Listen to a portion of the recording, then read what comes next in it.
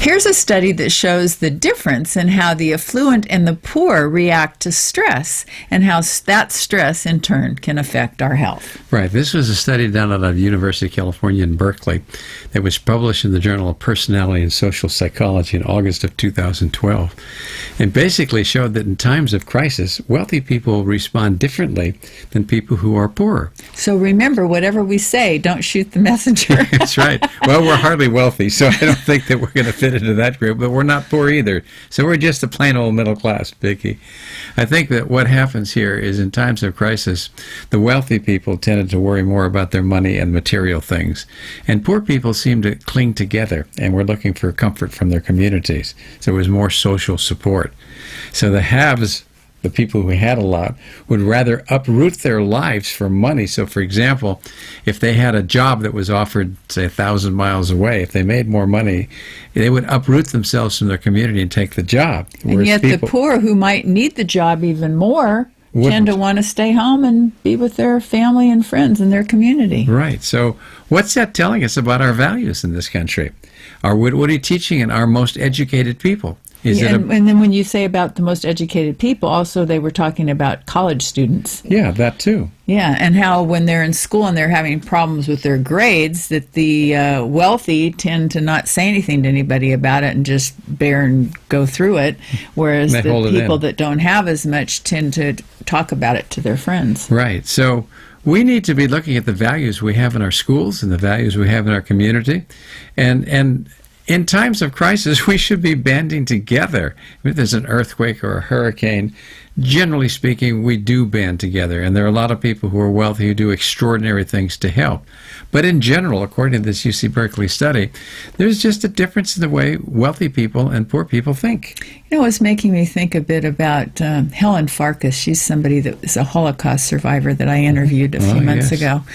And she was telling me stories about when she was in the concentration camp, and she was that their community was so wonderful, really. I mean, they were going through some horrific experiences, and yet they, even if they just had a tiny bit of food, they would share it with one another, and they really looked after one another that way. And yet sometimes, you know, you hear of people that during a disaster or whatever, they do just the opposite. They hang on to it and hide it from other people.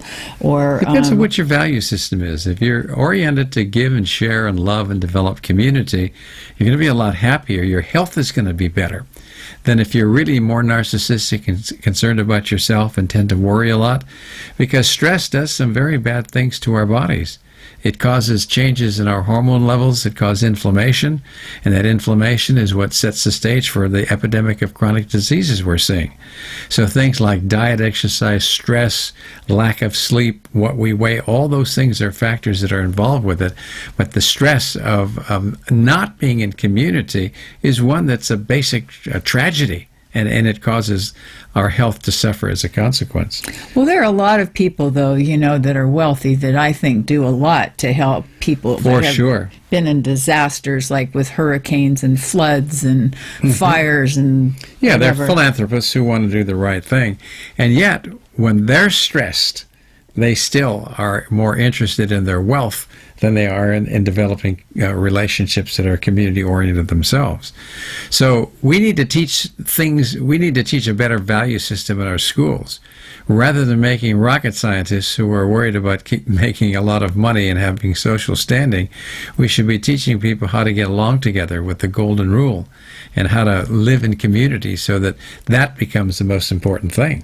I remember, too, one time we took a trip several years ago now to Indonesia, and there the classes are pretty distinct, the affluent and then the very poor. It seems like most of the people are one or the other.